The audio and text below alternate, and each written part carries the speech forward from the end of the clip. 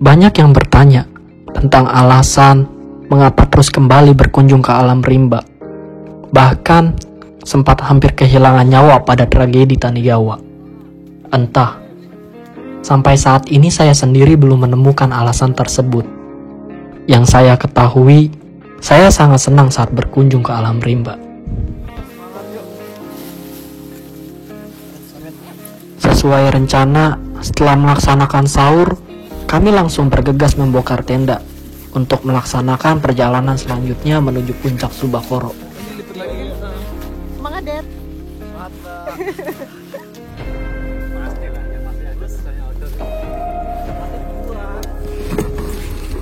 Persiapan summit MP Subakoro. Sudah nemuin ini kagak ada yang pakai carrier, Bang. Bismillahirrahmanirrahim. Assalamualaikum warahmatullahi wabarakatuh. Waalaikumsalam warahmatullahi wabarakatuh. Dari sini kita bakal lanjutin pendakian kita di hari kedua, yaitu target kita puncak Subakoro dan wilayah Subakoro di hari ini. Mohon kerjasamanya. Sekali lagi diingatkan, yang tahu batasan diri sendiri adalah diri sendiri. Oleh karena itu, jangan pernah ragu, jangan pernah sungkan untuk ngomong break, istirahat, dan sebagainya. Terus gak usah buru-buru juga, ya dapat atau nggak dapatnya sunrise hari ini, yang penting kita bisa sampai puncak dengan selamat dan pulang dengan selamat. Itu aja. Kabanon berdoa, dipersilakan. Selesai. Yuk, bisa yuk. Subakoro 2763 mdpl, luar negeri, luar biasa. Sebenarnya tidak disarankan berjalan di malam hari. Selain jadi gampang tersesat, kita juga harus berebut oksigen dengan para tumbuhan. Tak heran, seringkali kami berhenti untuk menghela napas. Semakin kami memasuki rimba, semakin berbeda hawa terasa. Yang tadinya seperti pendakian ceria, mulai melelahkan langkah. Jalur pula tak mendukung. Dari awal, tak ada jalur datar. Yang ada hanya tanjakan yang berlika-liku.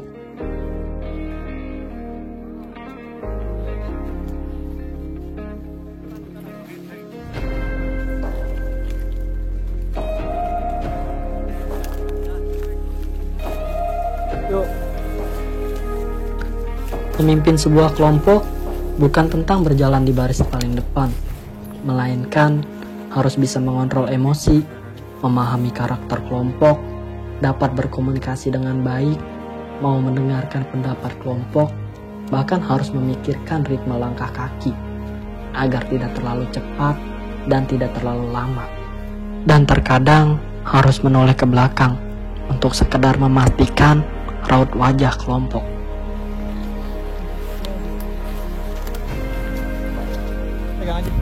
Belum sampai pos 4, langit mulai memerah. Di balik pepohonan, sang pagi mulai melahap gelapnya malam. Ada semangat yang seolah memenuhi dada kami. Langkah kami kian kuat. Raut wajah mulai berganti. Yang tadinya lelah tak bersemangat, kini berganti dengan senyum manis penuh harapan.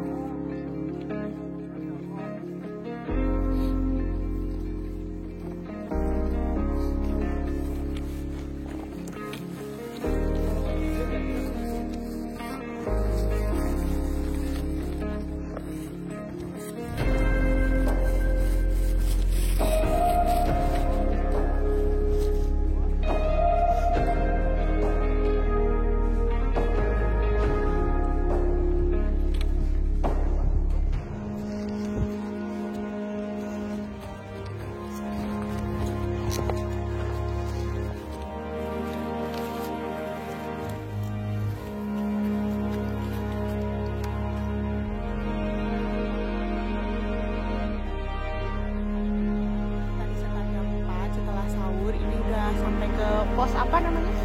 Sebentar lagi ke Semangka. Sebentar lagi pos Semangka.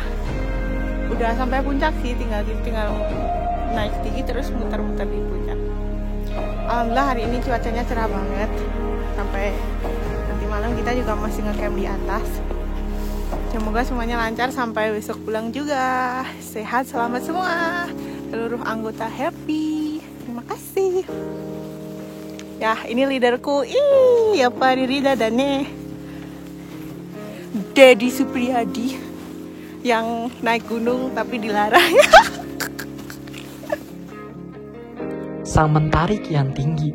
Perjalanan yang katanya 2 jam, nyatanya kami sudah berjalan lebih dari 2 jam. Entah kenapa. Mungkin karena faktor puasa yang mempengaruhi langkah kami, atau mungkin dari faktor lain. Sama lu ya.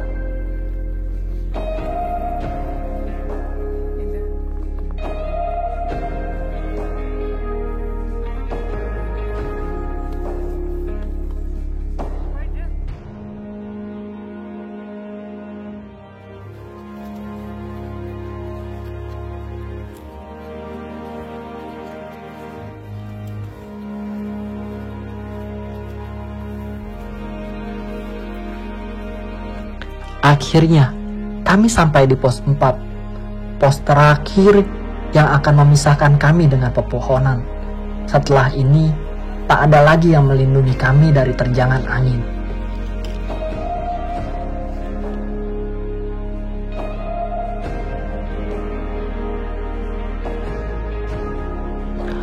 Matahari kian tinggi, membuat perjalanan semakin berat.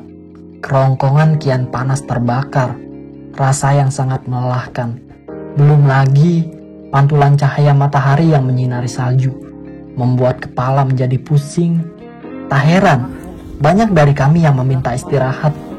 Untungnya, kami disuguhkan pemandangan yang sangat indah, membuat kami menjadi bersemangat lagi dan termotivasi untuk mencapai puncak lebih cepat. Mantap. Ntar lagi campground kelihatan. Ini bang dari bawah ke atas.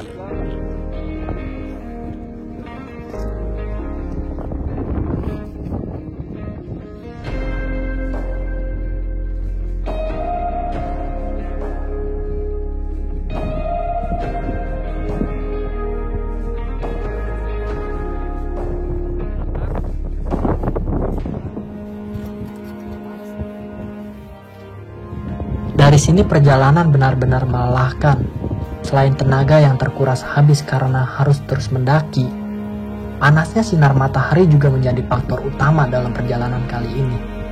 Ditambah, tak sedikit terpaan angin kencang yang membawa butiran salju yang menghantam badan kami.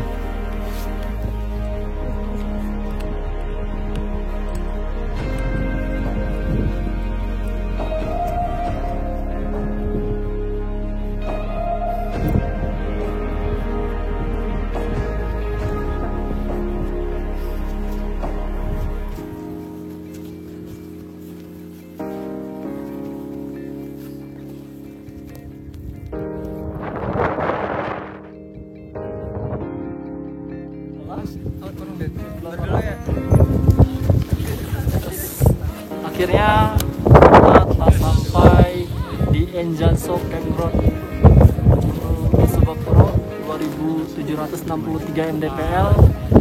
Dari sini membutuhkan waktu 30 menit untuk menuju puncak.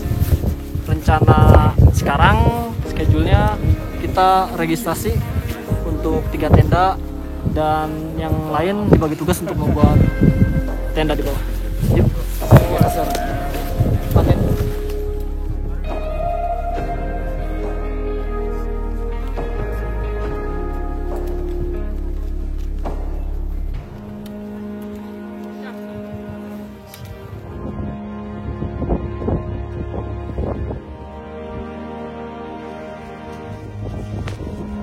Saya sedikit terkejut. Belum sempat memperkenalkan diri, salah satu petugas memanggil saya. Apakah ini saudara Dedi? Saya telah menunggu Anda dan tim. Sambil terheran-heran, dia langsung menjelaskan bahwa mendapat laporan dari Basecamp Nakabusa tentang ciri-ciri saya selaku leader pada pendakian kali ini. Jadi kita habis registrasi ulang.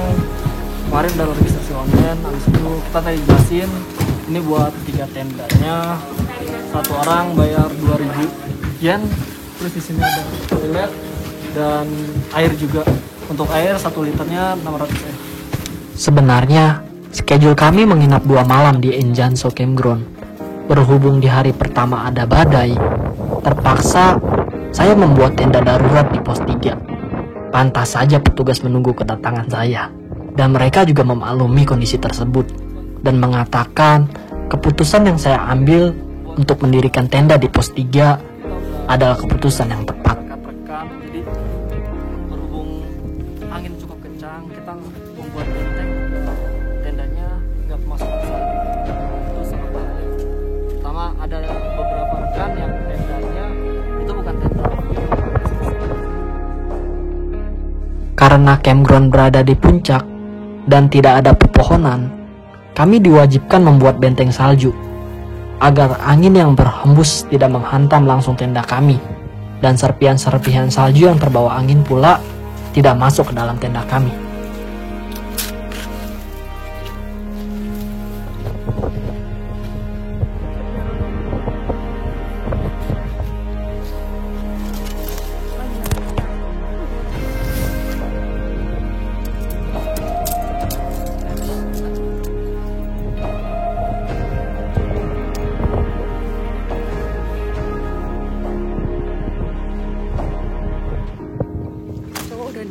Sekarang kita nggak isi tenda.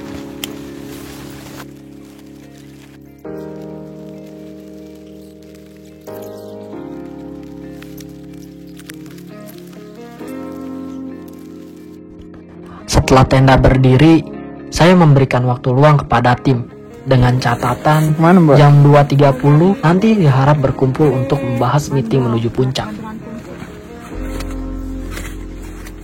Hati-hati di gunung banyak gerangan. Yang dari kemarin aku udah bareng-bareng.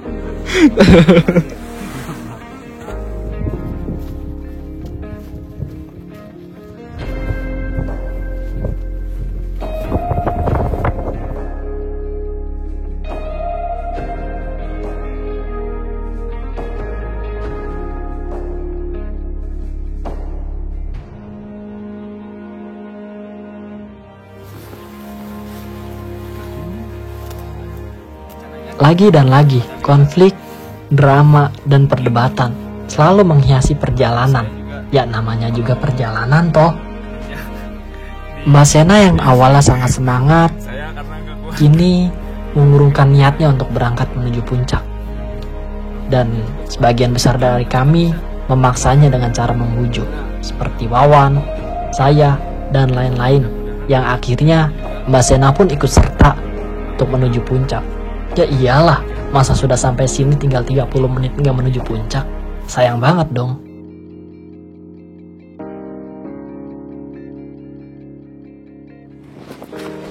Dalam perjalanan menuju puncak, banyak dari orang Jepang yang memperhatikan kami, terutama karena tim kami yang sangat banyak. Mereka pun terheran-heran.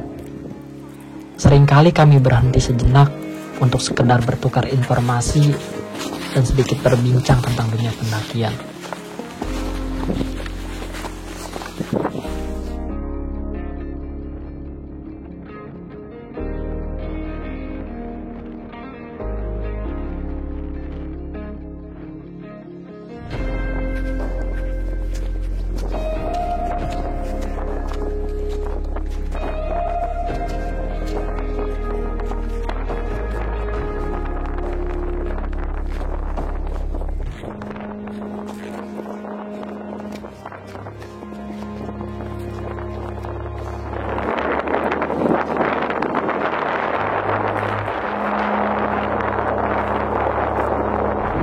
Akhirnya, kami sampai di puncak Subakoro dengan ketinggian 2763 mdpl. Semua terlihat sangat bahagia. Entah kenapa saya tak bisa berkata apa-apa. Saya sangat bersyukur dapat bekerja sama dengan mereka semua. Walau sempat kecewa karena ada beberapa dari tim yang memilih untuk turun dan tidak melanjutkan perjalanan bersama kami.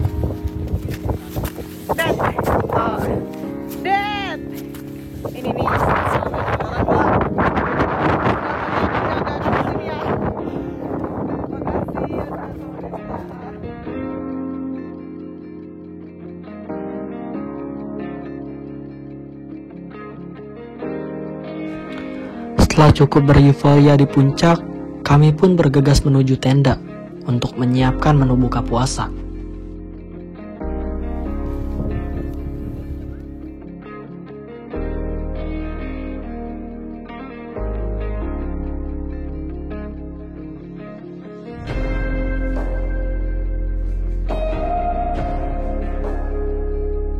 Buka puasa hari kedua. Menunya apa, Det? Ya, bakso dan orek tempe. Luar biasa. Gunung yang bersalju ini kita masih bisa makan bakso, buah, es buah buatan Mas Oman. Makasih, enak banget ya, Mas. Itu dia sapinya, nyengir. Orek tempe sama kurma. Alhamdulillah. Di ketinggian 2763 mdpl. Luar negeri. Luar biasa. Mantap. Ayo. Mendaki gunung itu bukan sekedar datang menuju puncak, akan tetapi perlu persiapan yang matang, seperti perencanaan, konsep pendakian, konsumsi, destinasi pendakian, mempelajari jalur, mencari informasi tentang gunung tersebut, serta harus memiliki pendirian yang kuat, diiringi dengan mental dan kesiapan. Sempat kecewa dengan tim saya. Apakah mereka tidak mengerti apa yang saya jelaskan tentang ramalan cuaca pada hari pertama, hari kedua, dan hari ketiga? Mereka lebih mempercayai informasi yang asal-usulnya tidak jelas dari orang lain dan memilih ikut turun dibanding ikut saya menuju puncak. Ah, sial. Mungkin cara saya yang kurang tepat untuk meyakinkan mereka. Ya sudahlah, yang sudah biarlah berlalu. Terutama akan menjadi pembelajaran buat saya ke depannya, agar lebih bisa lagi meyakinkan tim dalam sebuah pendakian.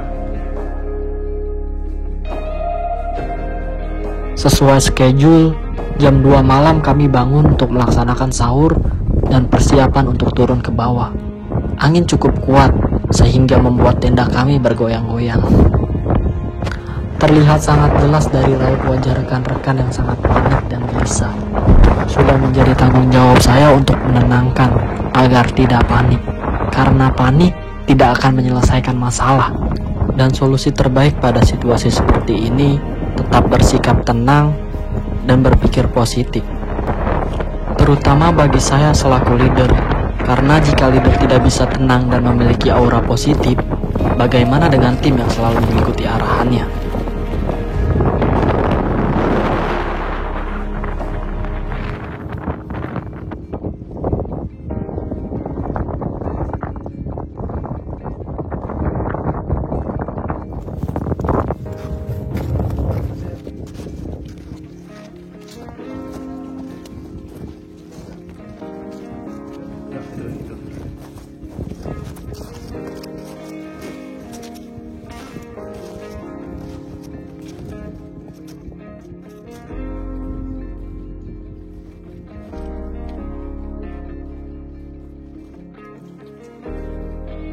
Setelah lama berjalan, akhirnya badai berlalu. Langit mulai memerah. Sang pagi mulai melahap gelapnya malam. Raut wajah yang tadinya gelisah kini mulai berganti dengan canda dan tawa. Begitulah, panik tidak akan menyelesaikan masalah. Oleh karena itu, tetaplah bersikap tenang dalam keadaan apapun.